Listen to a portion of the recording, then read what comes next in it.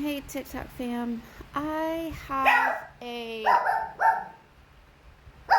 Baba, come here. No bark. No bark. It's okay. It's okay. It's okay. Baba.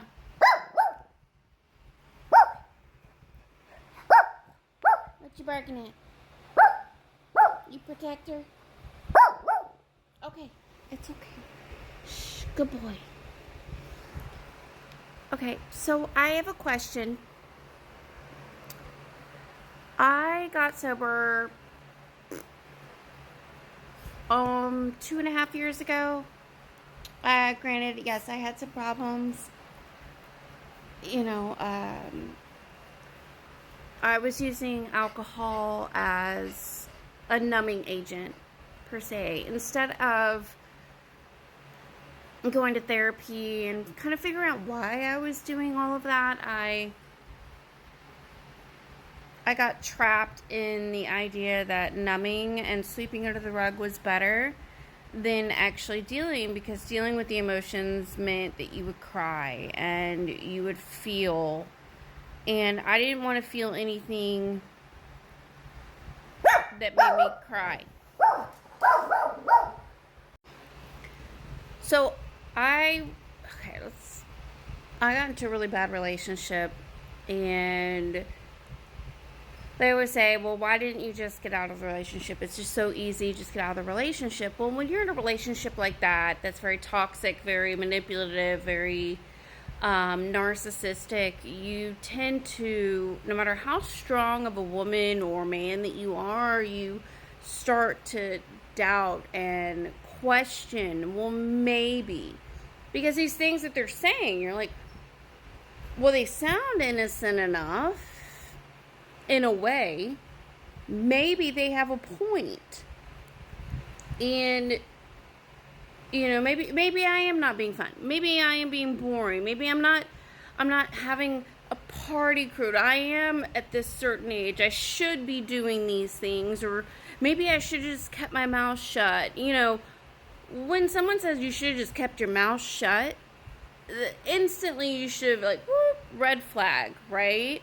But you initially start to think, okay, we've been in a relationship for a little over a year now. Maybe he's just being a little relaxed. Maybe I need that, like, because you have a strong personality, or what have you. The point is, when you invest so much time and love and energy into a relationship, it's not that easy just to back out, because you think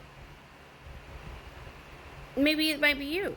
Maybe you're the problem. Maybe they have a point. And to everybody else on the outside that's not in that relationship thinks that person is making complete sense, and they have whole, like, reality is just 100% for them, and it makes sense, right? They're so smart, they're so loving, they're so caring, they're so charismatic, and you're the crazy one. So I dealt with this for 4 years, and it stuck with me for an additional, almost, I want to say 7 to 10 years. That's how much it messed with my mind.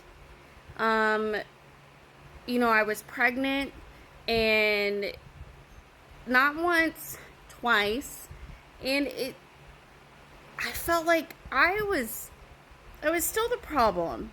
Well, I always wanted kids. I love children, and so this man, and I'm not going to say any names because I just don't do that. I'm not going to put that on the internet.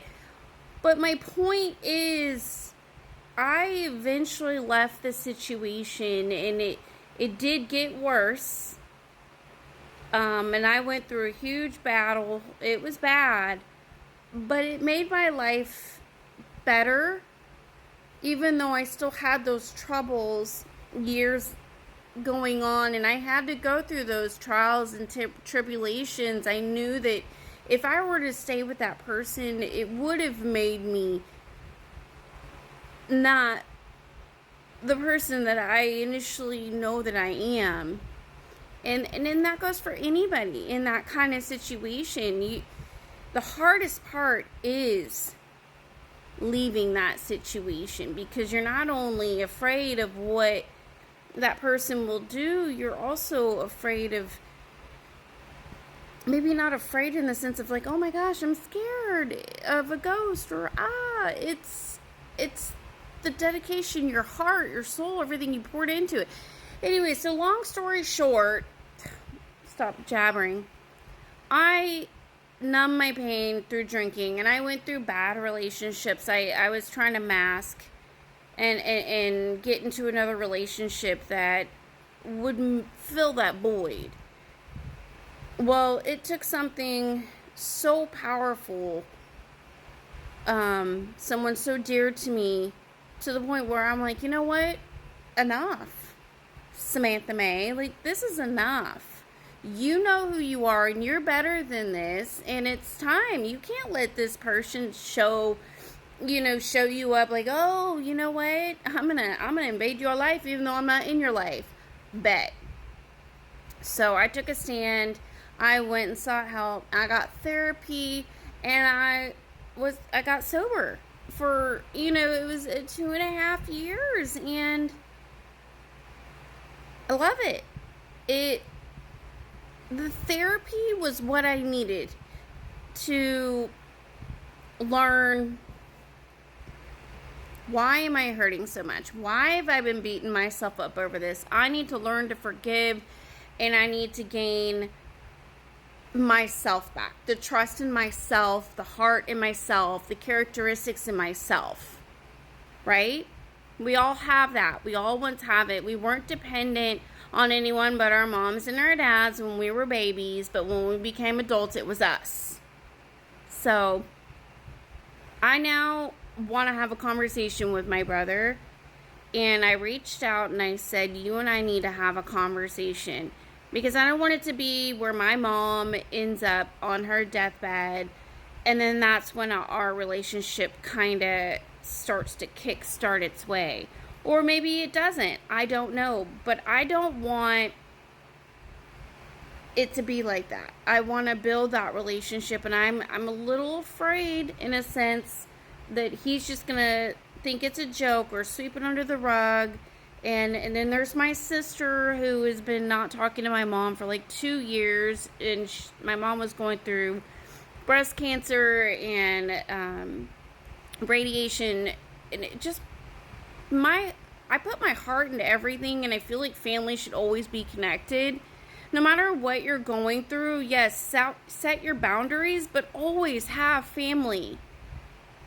Have the benefit of the doubt for them, but also have your boundaries. And so I'm a little nervous. I did write my letter to my brother 1.5 years ago, and it took me a while to do that, and he hasn't said one thing about it. And so we'll see. I'm nervous, but I also have hope, and I'm manifesting that it's gonna be well. We're gonna have a strong relationship through all these trials and tribulations and everything that I probably screwed up in the past. Hopefully my sobriety and things that I've learned and that I am now gaining as an adult, he might see. So give me some pointers, please. I love you all. Love you.